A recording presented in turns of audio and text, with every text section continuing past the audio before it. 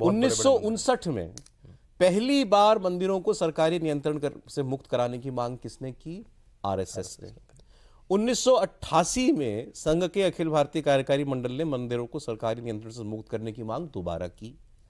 2021 में वीएचपी ने मांग की, 2021 में इसका फिर प्रस्ताव पास किया और इस साल 2024 में फिर से यह मांग लेकर के प्रधानमंत्री को चिट्ठी लिखी गई। 10 साल से मोदी सरकार है, क्यों नहीं हुआ ये काम? आरएसएस जिस काम के लिए आंदोलन करना चाहती है वो काम क्यों नहीं हुआ इस 10 साल में? देखिए, मैं अभी पिछले साल बनारस गया था, वहाँ बहुत बड़े टेम्पल एसोसिएशंस का समागम हुआ था, वहाँ वीएचपी के व्यक्ति थे। कई उन्होंने प्रश्न पूछा, बड़ा ऑब्वियस सा प्रश्न है, क्या हुआ? उन्होंने काफ़ी लंबा प्रेजेंटेशन दिया उस पर।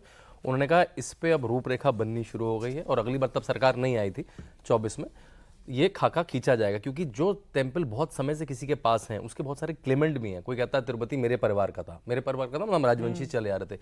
इतना आसान नहीं है, जिसकी 2-2 हज़ार 3-3 हज़ार करोड़ की इनकम है, वो आप किसको दे दें? मैं प्रदीप जी को दे दूंगा क्या मैं ठाकुर जी को दे दूंगा क्या? तो उसकी फॉर्मेशन बन रही है। पहले इतना बड़ा विषय पब्लिक चर्चा में आ गया है। आपको 10 साल पहले मालूम भी नहीं था कि जिस टेम्पल में आप हजारों करोड़ रुपए डाल के आते हैं हिंदू, वो किसी और के पास चला जाता है, वो पूरा सरकार के मद में चला जाता है। सरकार उसका 15% मात्र एडमिनिस्ट्रेशन के लिए दे देती है, किससे भाई मंदिर की साफ सफाई रख लो, 15% मिलता है बस, कहीं 12% है, कहीं 15% है, बाकी सब नहीं देते होंगे, सरकार के मद में चला जाता है। वो भी सैलरीज, 15% में भी वो ये कहते होंगे कि इसमें हमें रिटर्न कितना दोगे, वो भी सैलरीज की तरह, वो भी गवर्नमेंट ही मैनेज करती है। देखिए, ये देखना पड़ेगा कि हम अपने विशेषाधिकार मांगते ही नहीं है। हमारे जो बड़े आइडियोलॉग थे, वीर सावरकर, वो क्या कहते थे? हिंदू और मुसलमानों का समान ट्रीटमेंट करो, और वो लोग विशेषाधिकार के बिल्कुल बॉस हैं। वो कहते हैं मुझे डोमिनियन दे दो, मुझे पाकिस्तान दे दो, मुझे बांग्लादेश दे दो, मुझे वक्फ दे दो, मुझे places of worship act they दो। तो ये जो मांग करने की डिमांड है ना, हम लोग कैसे कहते हैं, only crying baby get the milk.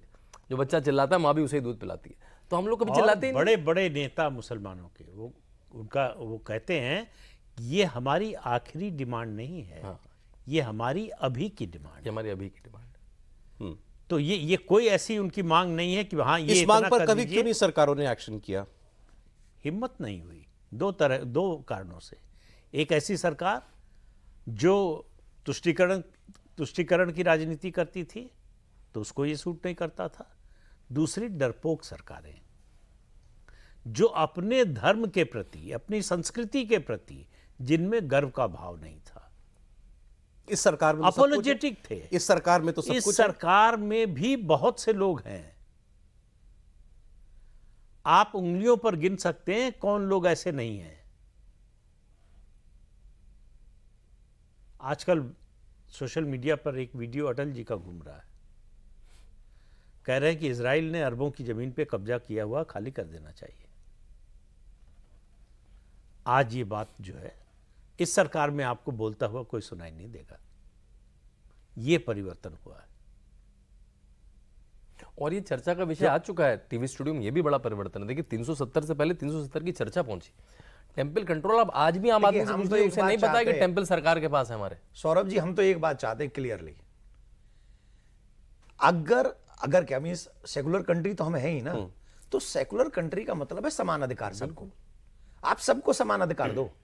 आप ये नहीं कर सकते कि जो बड़ी संख्या में उसको इग्नोर कर दो और जो रो रहे हैं ज्यादा बोले तुम जो चाहिए सो ले लो। ऐसा नहीं होता है। आप एक देश चला रहे हो, अगर देश चला रहे हो तो इसमें बहुसंख्यकों की भी भावनाओं का ध्यान रख। आज हम अपने देश में कह रहे हैं कृष्ण भूमि के निर्माण होना चाहिए और हमें कोर्ट जाना पड़ेगा, और हम कोर्ट कर रहे हैं। कोर्ट कचहरी जाना पड़े, कानून बन गया, कोर्ट भी नहीं जा सकते। कोर्ट भी नहीं जा सकते प्लेसेस ऑफ वर्शिप। आप ये मतलब आप हमारे देश में हमको बंदी बना रहे हो, इनडायरेक्ट वे में हम लोग जेल में बंद हैं। और महाराज जी 10 साल पहले तक ये सब जानकारी भी नहीं थी, नॉर्मल आदमी को जानकारी भी नहीं थी कि टेम्पल पे सरकार के पास है, आप कोर्ट में नहीं जा सकते हैं। कॉन्स्टिट्यूएंट असेंबली की बैठक में प्रोफेसर टी.के. शाह ने एक अमेंडमेंट मूव किया, बिल्कुल बिल्कुल, कि संविधान की प्रस्तावना में सेकुलरिज्म और सोशलिज्म शब्द होना चाहिए। डॉक्टर अंबेडकर ने उठकर विरोध किया, प्रस्ताव पास नहीं होने दिया। उन्होंने कहा अगर ऐसा कर दिया जाएगा तो ये डेमोक्रेसी को डिस्ट्रॉय कर देगा। ये शब्द थे उनके, सेकुलरिज्म और सोशलिज्म। उन्होंने कहा आप भावी पीढ़ी को आज की तारीख में जो हो सकता है रेलेवेंट हो, उस विचारधारा से क्यों बांध कर रखना चाहते हैं? ये आने वाला समय तय करेगा, आने वाली पीढ़ी तय करेगी कि उसको किस तरह की आर्थिक व्यवस्था चाहिए, किस तरह की सामाजिक व्यवस्था चाहिए। आज उसको बंधन में आप क्यों आज ही से बांध देना चाहते हैं? जी। तो जो डेमोक्रेसी में तो वो होना चाहिए जो लोग चाहते हैं, तो उनका जो लोग चाहेंगे वो होगा। तो अब हम चाह रहे हैं ना सनातन बोर्ड बने। तो आपकी इस मांग पर आपको कितने जो भी जिम्मेदार लोग हैं, कभी कुछ मिला, सहमति मिली कहीं से? नहीं, देखिए अभी तो हमने वो वाला है कि अभी तो हमने रोना शुरू किया है। अभी आपने कहा ना कि जब तक रोएंगे नहीं माँ दूध नहीं पिलाएगी। अब हमने आपके चैनल पे आ गए, 1-2 चैनलों पे और रो लिए। अब 16 को ढंग से रोएंगे, 16 नवंबर को दहाड़ेंगे। नहीं रोएंगे हम तो। हम भाई हिंदू को तो रोने के लिए छोड़ दिया गया आजादी के बाद कि तुम रो, और हम लोग रोए भी नहीं कि हमें हमारे अधिकार दे दो, हम रोए भी नहीं। हमारे राम जी टेंट में रहे सर, इसी देश में। इस बार पहली दिवाली मनाई हमने। अब क्या कहोगे? टेंट में प्रसादों में भी गौ मांस खिलाने का षड्यंत्र किया जा रहा है। नहीं, टेंट में रहे। टेंट के दरवाजे पर तुलसी का एक पौधा जो बारिश में अपने आप उग जाता है। मामला सुप्रीम कोर्ट गया कि स्टेटस को बिगाड़ा जा रहा है। तुलसी का पौधा हटाया गया, इतना सा पौधा। तुलसी का पौधा हटाया गया क्योंकि वो हिंदुओं का था।